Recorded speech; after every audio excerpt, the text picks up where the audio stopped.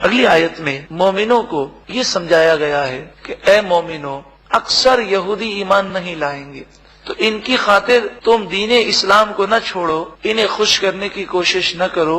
افتطمعون ان یؤمنوا لکم، کیا تم امید رکھتے ہو کہ یہ یہودی تم پر یقین کریں گے، تمہاری خاطر ایمان لائیں گے؟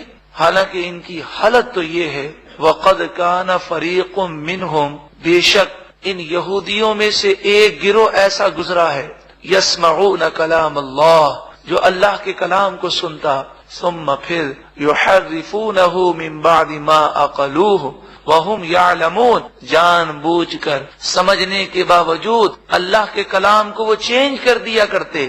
جو اللہ کے کلام کو تبدیل کرنے کا جرم کرنے والا ہے، کیا وہ اب اللہ کی بارگاہ میں جھک سکتا ہے؟ ان کے دل سخت ہو گئے ہیں اور یہ ایسے دھوکے باز ہیں۔ وَإِذَا لَقُوا الَّذِينَ آمَنُوا، اور جب یہ ایمان والوں سے ملاقات کرتے ہیں، قَالُوا آمَنَّا، تو کہتے ہیں ہم ایمان لائے۔ وَإِذَا، اور جب خَلَا بَعْضُهُمْ إِلَى بَعْضٍ، اور جب آپس میں ایک دوسرے سے ملاقات کرتے ہوئے تنہا ہوتے ہیں، قالوا، تو وہ کہتے ہیں اتحدثونہم بما فتح اللہ علیکم، کیا تم مسلمانوں کو وہ علم بتاتے ہو جو علم اللہ نے تم پر کھولا ہے؟ بعض یہودیوں کے بارے میں مفسرین نے فرمایا کہ وہ تھے تو یہودی، لیکن جب مسلمانوں سے تنہائی میں ملتے تو مسلمانوں کو کہتے کہ تم نے جس نبی آخر الزمان صلی اللہ علیہ وسلم کا دامن تھاما ہے، یہ سچے نبی ہیں، تمہیں ان کا دامن نہیں چھوڑنا۔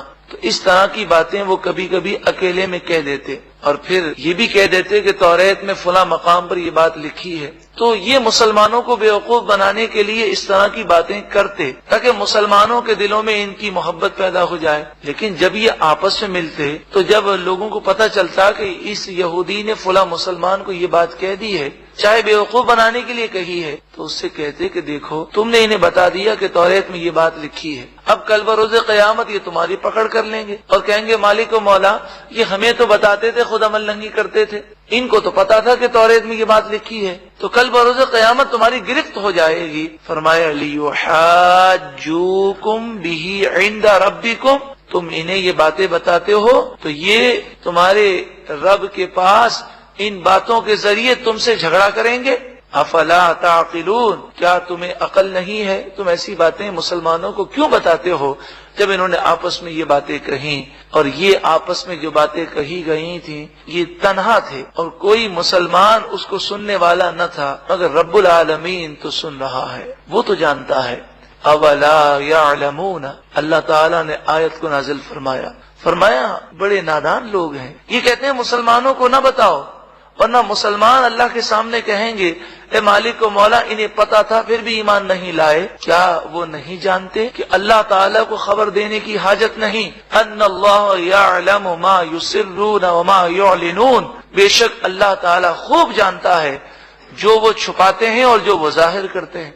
تو مسلمانوں کو بتائیں یا نہ بتائیں، اللہ تو جانتا ہی ہے کہ یہ جان بوجھ کر ایمان نہیں لاتے۔